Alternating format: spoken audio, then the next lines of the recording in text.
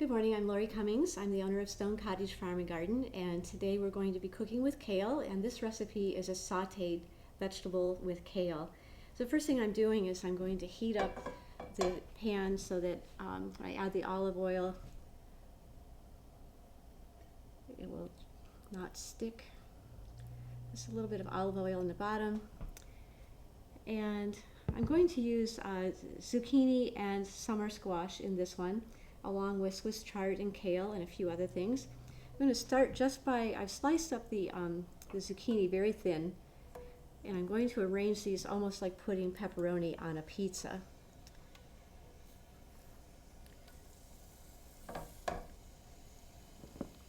We're using kale in this recipe because kale is such a good superfood.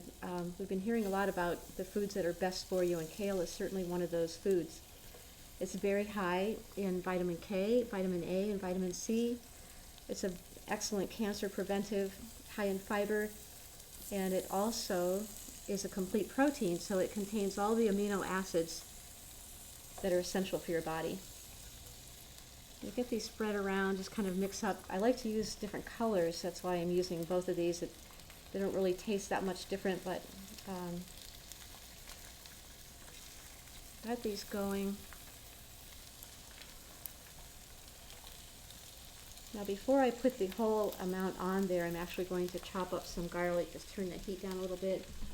I'm going to cut up some garlic and get that in there.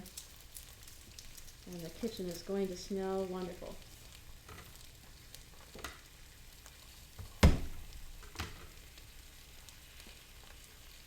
Sometimes in the garlic you see a little green center, and you should remove that. It's just the start of the garlic to growing, and it's a little bit bitter, so just cut that out.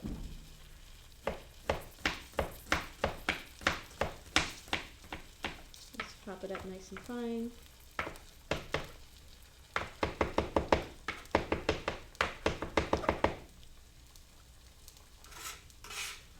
If I put the garlic right on the bottom, it could burn, so as long as this is in here, I don't want the garlic to burn. If it turns brown a little bit, that's fine, but I don't want it to burn. Add some more of these. It'll take a few minutes for these to cook down. I can start to smell the garlic now with the olive oil.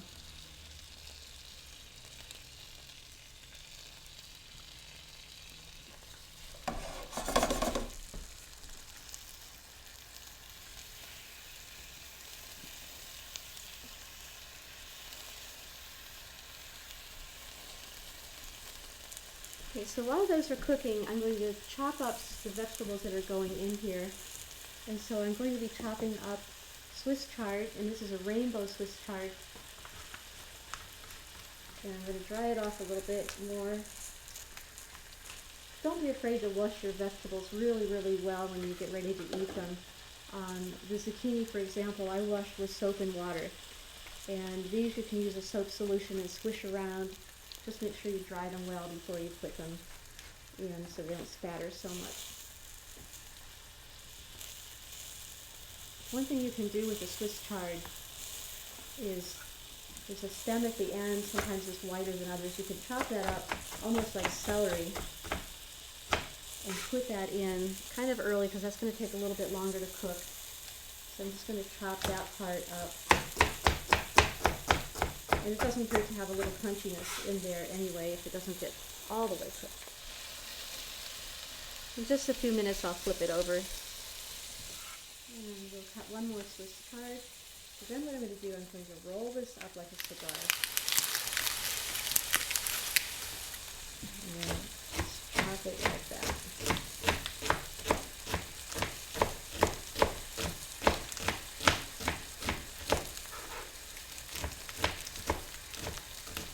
Continue to keep it tightly rolled. And it's really rather easy to cut.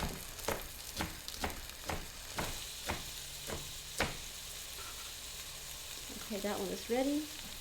And same thing with the kale. The kale is going to go in almost last. This you can chop up, or I'm going to save that for the chickens. I have chickens and they love to have that.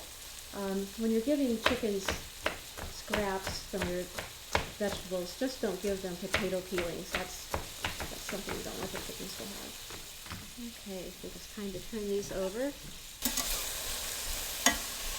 I've added many things from the garden into this recipe. I've added sliced thin green beans, peas in the pod, lots of things like that are really good. So, okay, we're ready to add. I'm going to add the chard first, because it still has some of that stem in it.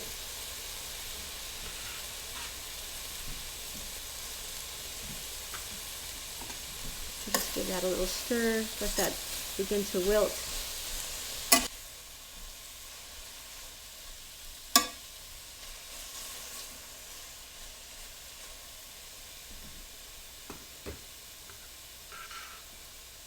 And then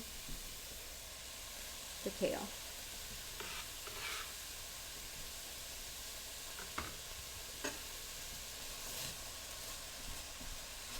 This actually is very good over pasta, or you can eat it just as it is. A lot of times if I have extra eggs, I'll just break an egg over top of this when it's almost done and scramble it in all together. You can move this aside, break open the egg right here, and cook the egg right along with it and then serve it on top. Very, very good. A little Romano cheese at the end is also very good to use. And that's the sauteed kale.